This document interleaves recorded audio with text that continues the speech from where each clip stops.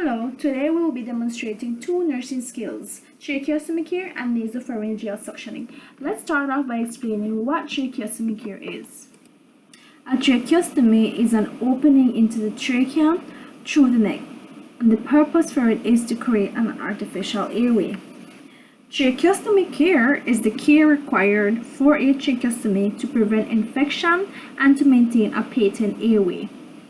The purpose of tracheostomy care, as explained, to maintain a patent airway, to prevent the secretion from becoming dry and hardened around the stoma, and to prevent buildup of microorganisms around the site that may lead to secondary infections such as pneumonia. Start the procedure by assessing the patient's level of consciousness, the patient's ability to cough and expel secretions, assess for the presence of oxygens, assess for normal breath sounds, respiratory rate and pattern, and assess for the type and size of tracheostomy, and if new insert is needed or cleaning brushes will be needed. Next, gather the equipments that you will need. This is a list of the needed equipments. Next, ensure to do proper planning to ensure a smooth flow. Gather your equipments, prepare and carbolize the trolley, close doors and off fans because this is a sterile procedure. Gather assistance if needed, have emergency equipment prepared, and perform hand hygiene.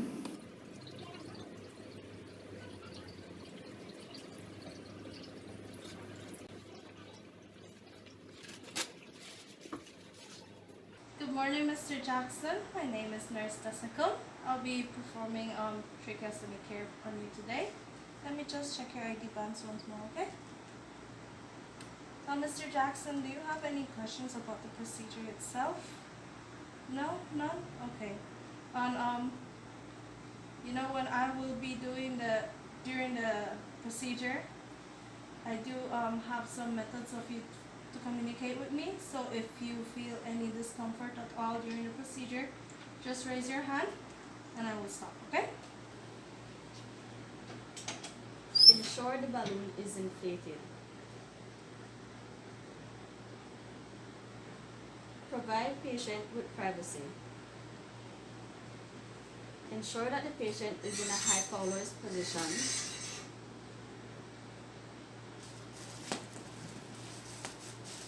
Set up your sterile field by introducing all your required items and pouring in your natural saline and your hydrogen peroxide solution. Then, Put on clean gloves.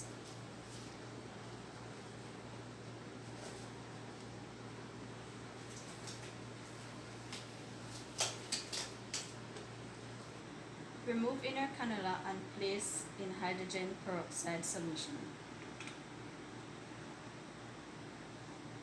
Remove soil dressing from site and dispose inside gloves stuffing the same.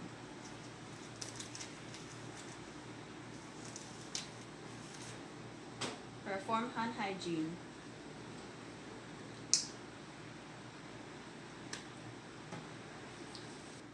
Put on sterile gloves. Clean the inner cannula with tube cleaners.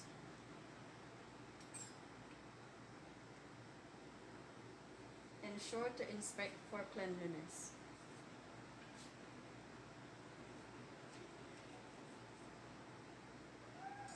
Rinse in natural saline solution and top dry. Do not dry the outside of the cannula. Clean incision site and around flange with sterile applicators.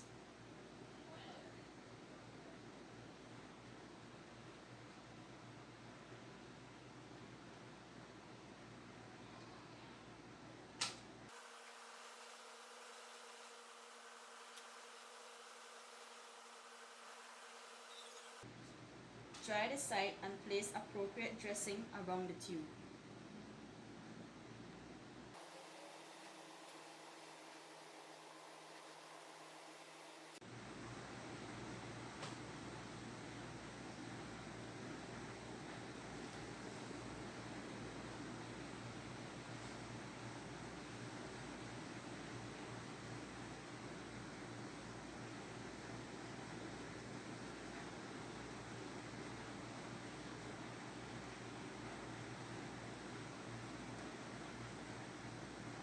Mr. Jackson, I have done that already. I'll just be changing your ties for you, okay?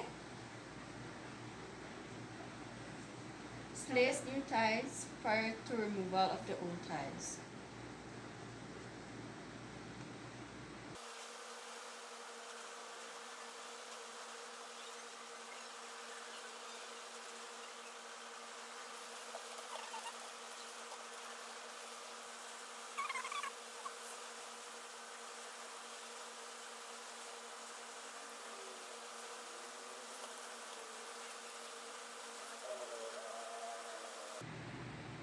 Pad the nut and assess for tightness.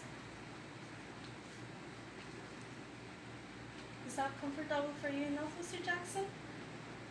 Okay. Doff sterile gloves and perform hand hygiene.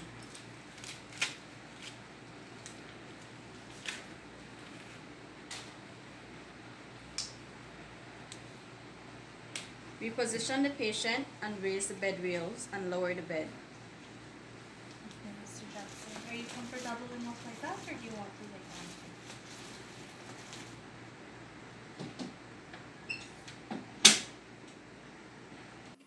Clean all equipments, do proper evaluation and documentation.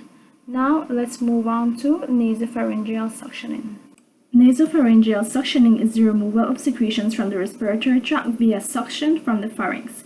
The purpose is to remove excess mucus secretions to maintain a patent airway, to collect sputum or secretions for diagnostic testing, to prevent pneumonia that may be caused by buildup of secretions, and to facilitate ventilation. Assessment for nasopharyngeal suctioning is similar to that of tracheostomy care. Additional assessments include vital signs such as pulse rate and rhythm and oxygen saturation. Gather your equipment. This is the list of equipment that you will need to perform the procedure. Your planning is similar to that of tracheostomy care. Perform hand hygiene and get ready to approach your patient to start the procedure. Good morning, Mr. John. How are you doing today? So today what I'm going to be doing is I'm going to be nasopharyngeal suctioning. I'm going to be suctioning at the back of your throat to provide more comfort for you, okay? Open the sterile suction tray. Make a small sterile field and place all additional equipments on the field, which includes the lubricant, the sterile water or saline, and the catheter. Ensure the patient is in semi-follower's position with the head turned to the side for oral suctioning, with the neck hyperextended for nasal suctioning. Place the waterproof pad under the face of the chin.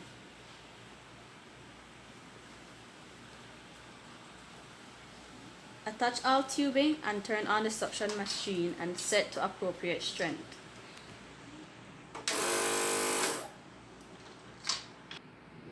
Don sterile gloves.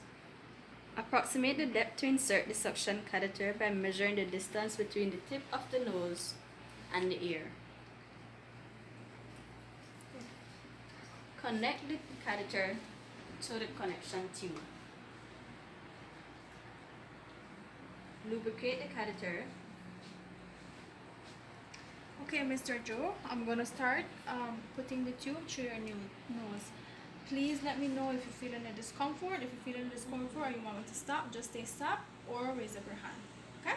We're going to start now. Advance the catheter into the nares without applying suctioning.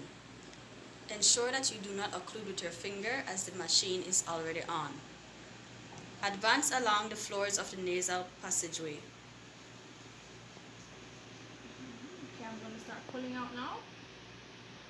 Occlude the thumb port to initiate suctioning while rotating the catheter while withdrawing. Limit suctioning to less than 10 seconds. Good. Rinse the catheter in normal saline solution and repeat suctioning if needed. Let's catch me. Limit total suctioning procedure to less than 5 minutes. Turn the suction machine off and disconnect the tubing. Remove sterile gloves while holding the catheter and peel off the glove to maintain catheter inside the glove and dispose.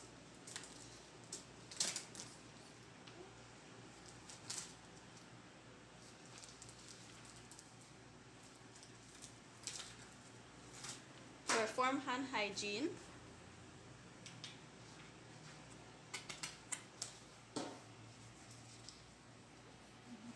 and ensure the patient is comfortable and in a safe position. Okay, Mr. John, you did very good.